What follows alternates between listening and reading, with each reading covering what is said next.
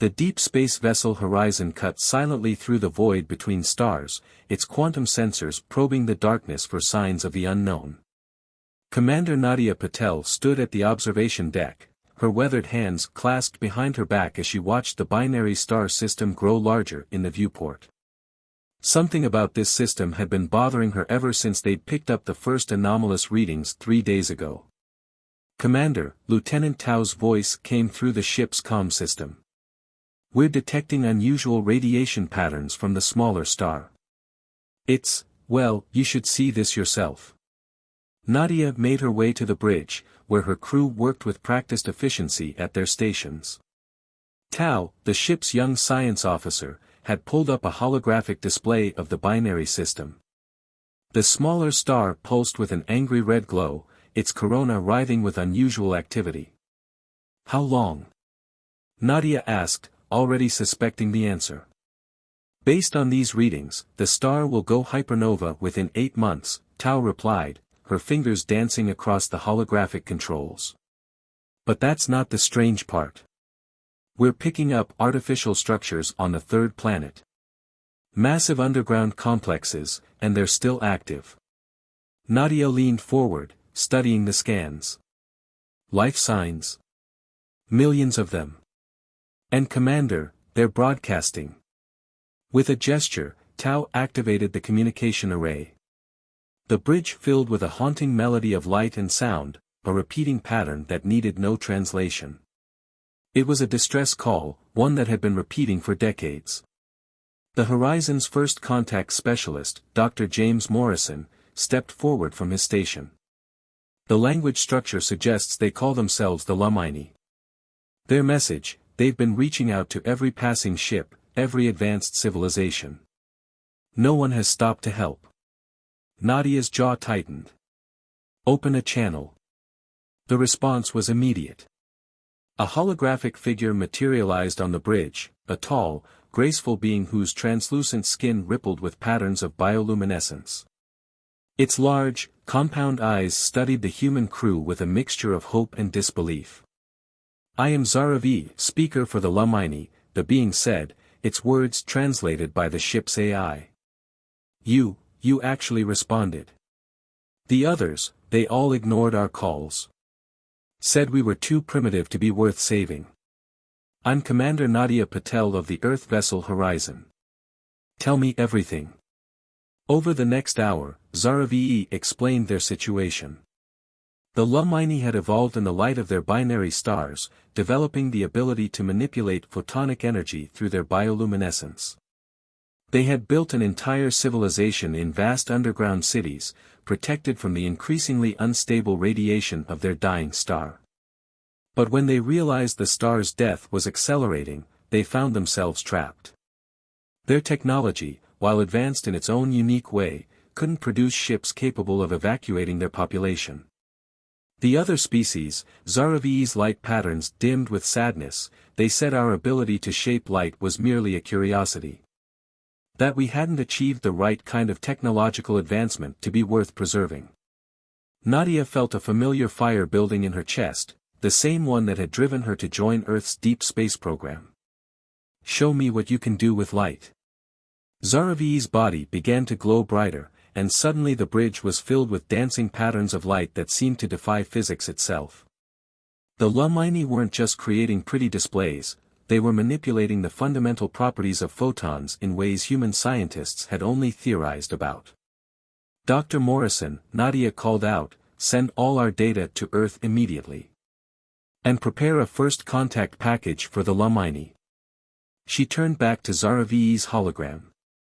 "Your people have survived this long because you understand something about light that the rest of us missed. We're not going to abandon you. But, your civilization, you have the technology to help us?" Zaravi asked, hope and doubt warring in their luminescent patterns. Nadia smiled.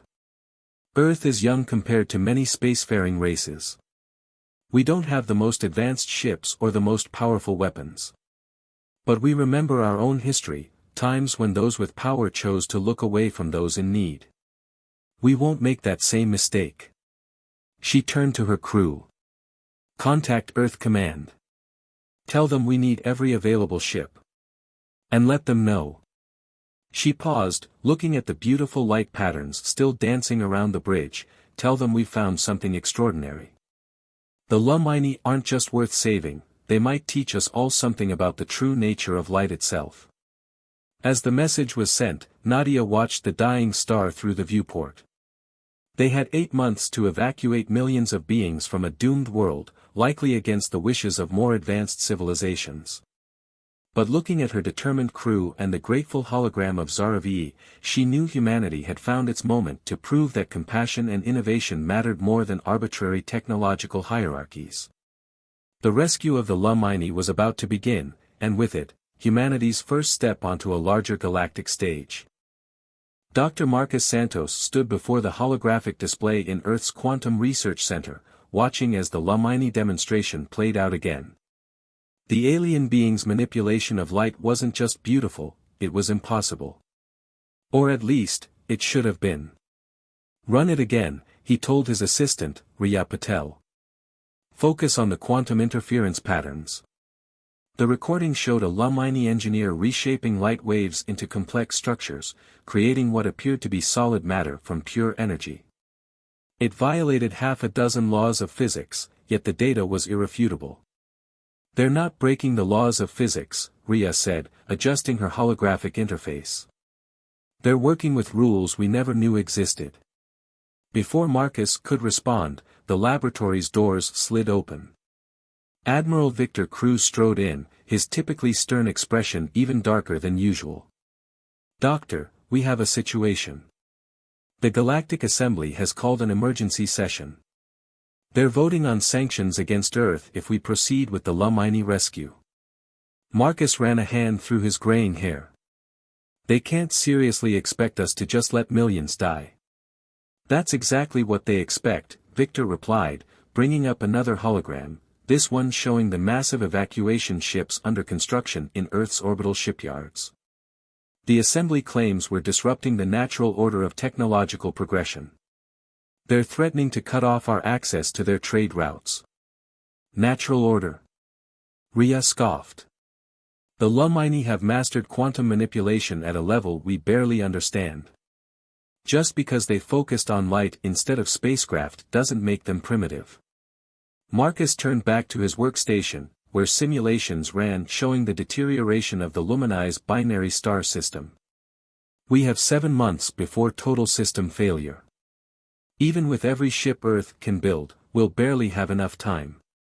Then we need to work faster, Victor said. Earth's parliament just voted. We're proceeding with the rescue mission, sanctions be damned. Whatever you need, Doctor, you'll have it. Over the next weeks, Marcus and his team worked around the clock, collaborating with Lumini scientists through quantum entanglement communications. The aliens' understanding of light manipulation opened up entirely new avenues of research. Together, they developed hybrid technologies that combined human engineering with Lumini light-shaping abilities. Look at this, Riya called out one evening, her voice excited. She and a Lumini scientist named Vexna had been working on shield technologies. The holographic prototype showed a completely new type of defense system, one that could theoretically protect ships from the dying star's increasingly deadly radiation. But their breakthrough was interrupted by another crisis. The laboratory's emergency channels lit up with urgent messages from the horizon. Commander Patel's voice came through, tense with concern. The star's deterioration is accelerating, she reported. We've detected quantum fluctuations we didn't account for. The hypernova could happen within 5 months, not 7. Marcus felt the weight of millions of lives pressing down on his shoulders. Commander, we need more time.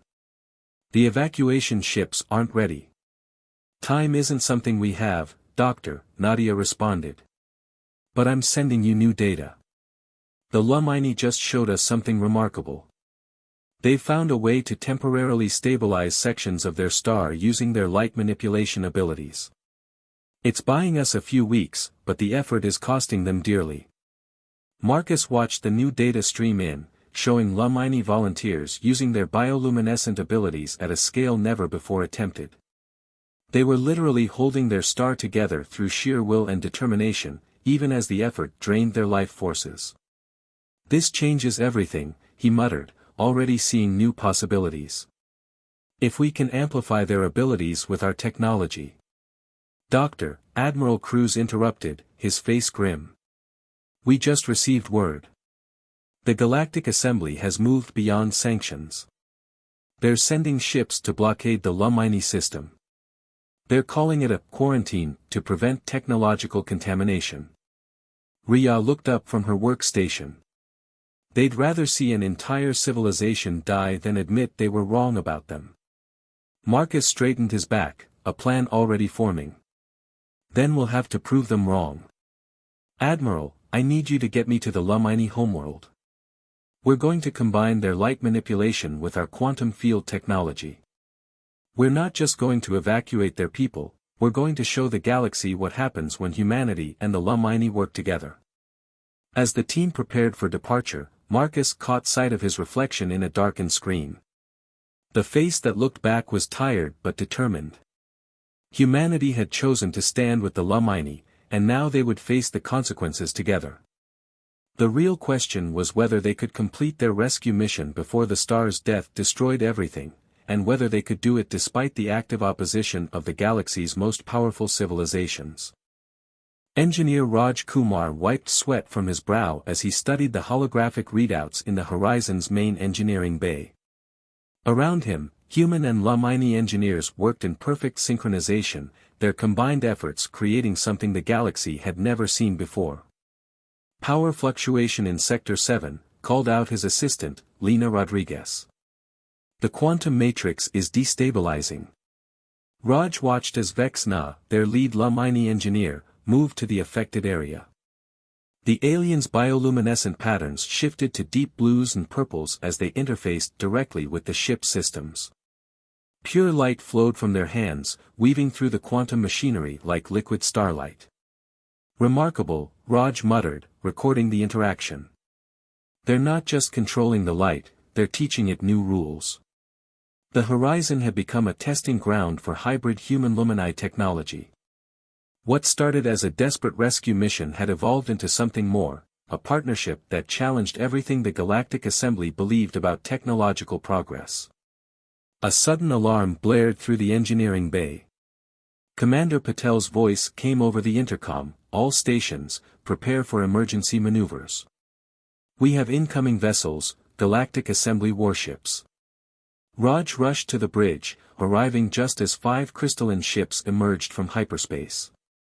Their designs were elegant, beautiful, and utterly alien, the product of civilizations thousands of years more advanced than humanity.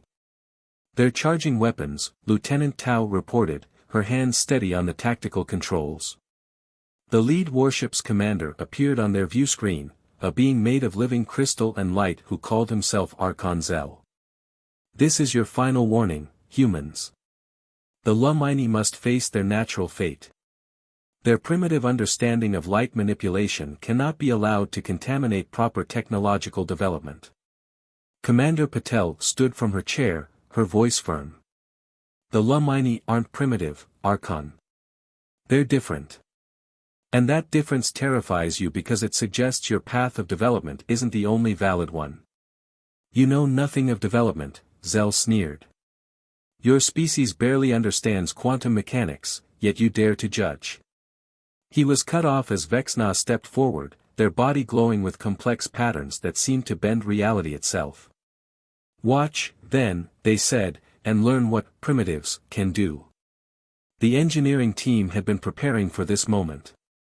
As Vexna channeled their people's light-shaping abilities, Raj and his team activated their quantum amplification array.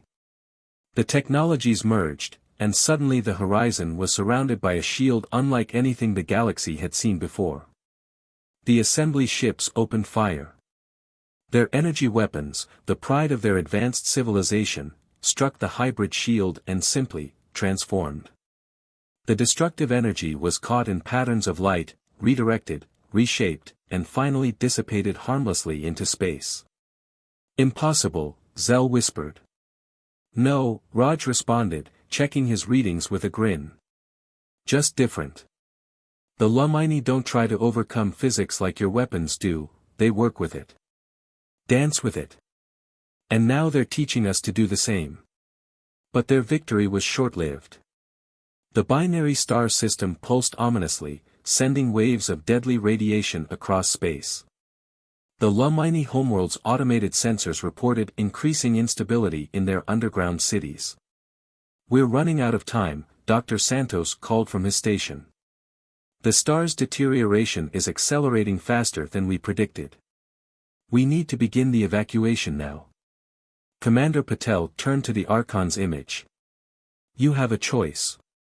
Help us save millions of lives, or watch as humanity and the Lumini prove that compassion and cooperation trump your rigid hierarchies of advancement." The assembly ships held their position, weapons still charged. But something had changed. The impossible shield, the merger of human and Lumini technology, had shaken their certainty.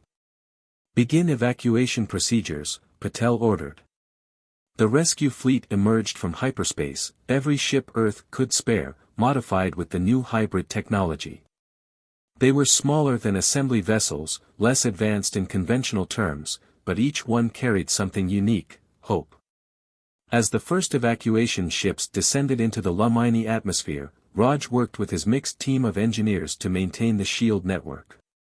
They would need every ounce of innovation and cooperation to save millions of people before the star's death consumed everything. "You actually came," a Lumini child said to him as their family boarded one of the rescue vessels. Their light patterns showed wonder and gratitude.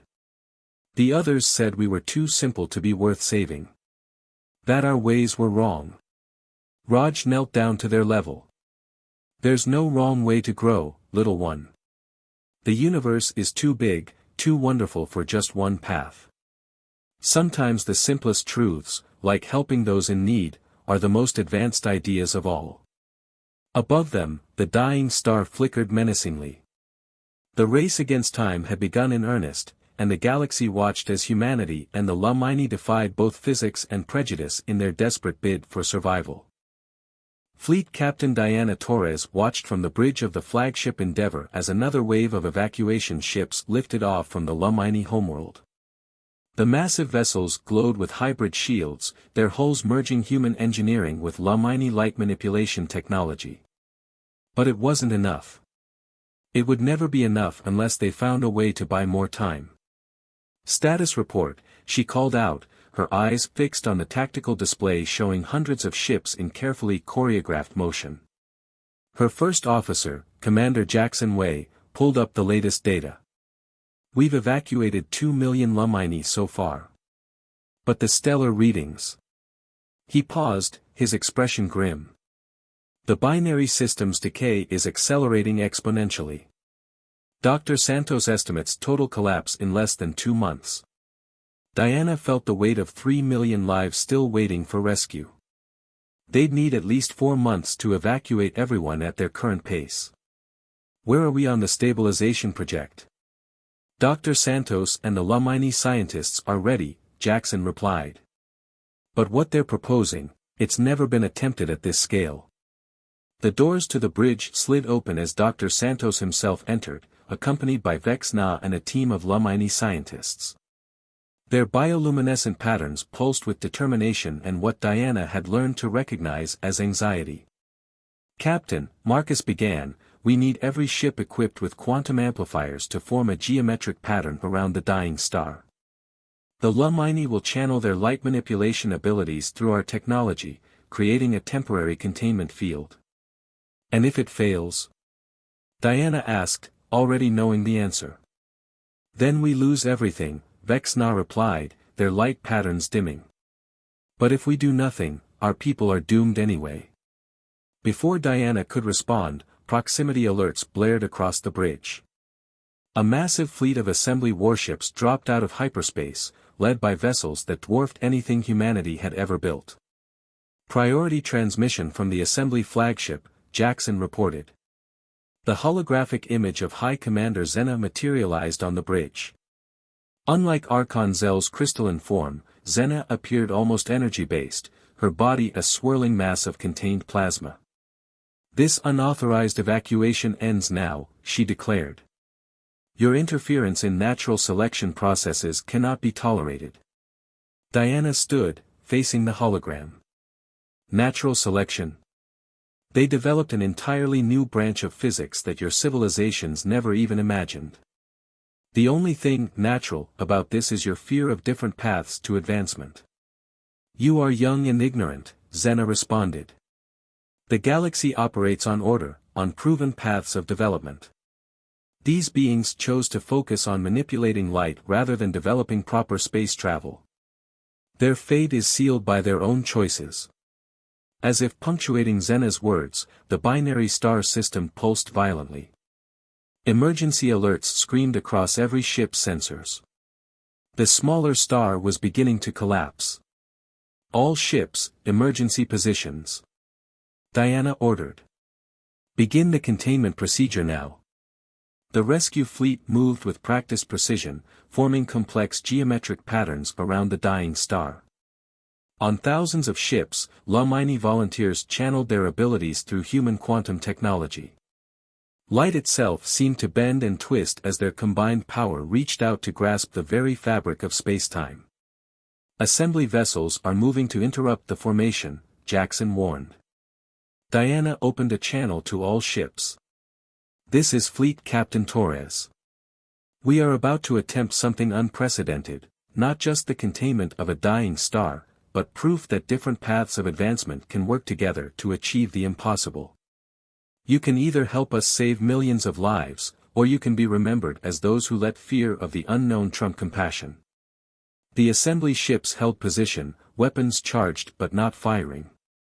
On the Endeavour's bridge, Dr. Santos worked with the Lamini team, monitoring the containment field's formation. It's working, he breathed. The quantum light matrix is actually stabilizing the star's core. But victory was short-lived. Secondary explosions rippled through the star's outer layers. Sabotage, Vexna called out, their patterns flaring with alarm. Someone is disrupting the containment field's harmony. Diana watched in horror as sections of the field began to collapse. They were losing their grip on the star, and with it, their chance to save the remaining Lamini. Unless. New plan, she announced, her mind racing ahead to an impossible solution.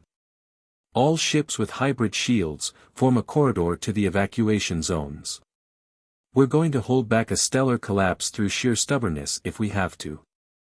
The assembly watched in disbelief as human and Lamini ships moved into position, their combined technology creating a protective tunnel through the star's increasing fury. It wasn't elegant. It wasn't according to any established protocol of technological advancement. But it was working.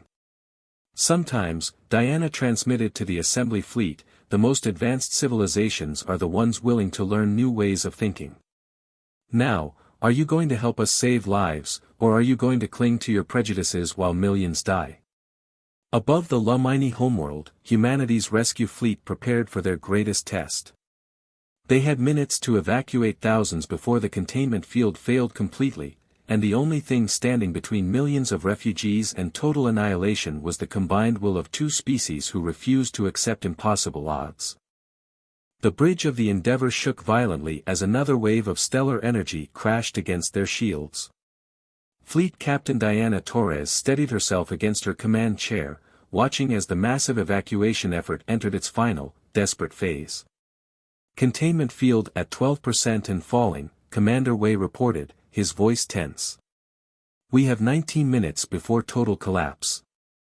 Through the viewport, the binary star system had become a nightmare of physics. The dying star pulsed with increasing violence, while streams of plasma arced between the two stellar bodies like bridges of fire.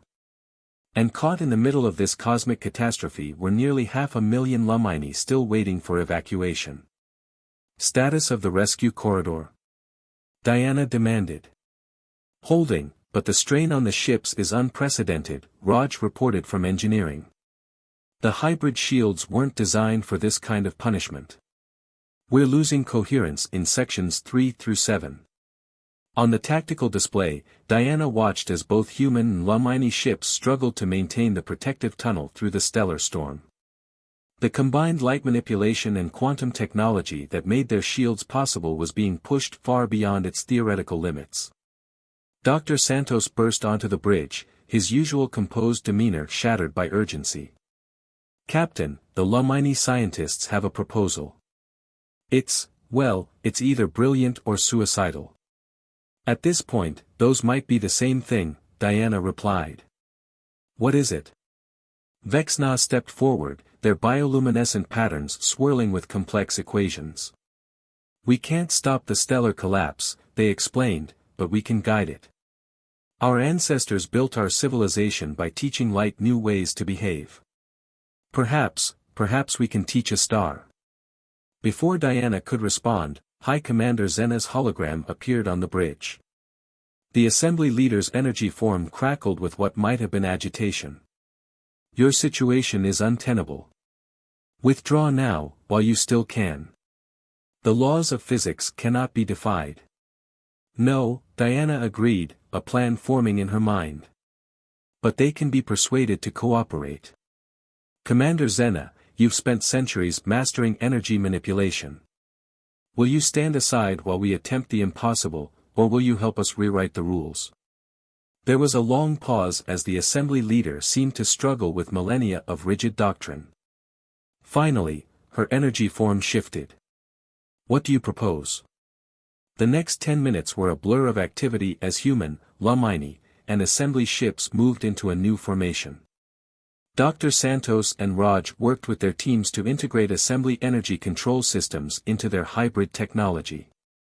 The Lumini scientists, led by Vexna, prepared for the largest coordinated light manipulation ever attempted. "All ships in position," Commander Wei announced. 14 minutes until total stellar collapse. Diana opened a channel to all vessels. "What we're about to attempt goes against everything we thought we knew about stellar physics. But that's the point. The galaxy is vast and wonderful, and there's always more to learn. Together, we're about to prove that different paths can lead to the same summit." At her signal, thousands of Lumini began their work. Their combined light manipulation abilities, amplified by human quantum technology and assembly energy control systems, reached out to touch the dying star itself. They weren't fighting the collapse anymore, they were working with it, teaching the star's own energy new ways to flow. "It's working," Dr. Santos breathed in amazement. "The stellar material, it's following the light patterns. We're actually shepherding a stellar collapse." The scene that unfolded over the next 12 minutes would be studied by scientists for centuries to come. The death of a star became a coordinated dance of light and energy, guided by the combined will and wisdom of three very different civilizations. The protective corridor held just long enough for the remaining Lumini to evacuate, each rescue ship threading through a maze of controlled stellar fire. As the last transport cleared the danger zone, Diana felt the deck plates shudder beneath her feet. "Get us out of here," she ordered. "All ships, emergency withdrawal." The fleet jumped to safety just as the binary system reached its final moments. But thanks to their unprecedented cooperation, the stellar collapse followed the paths they had taught it. Instead of a chaotic explosion that would have scoured the sector clean of life, the star's death became something almost beautiful, a spiral of light and energy that seemed to dance as it died. Hours later, Diana stood in the Endeavour's observation lounge with Vexna, Dr. Santos, and High Commander Zena, watching the last echoes of the stellar phenomenon. 5 million lives saved, Diana said quietly.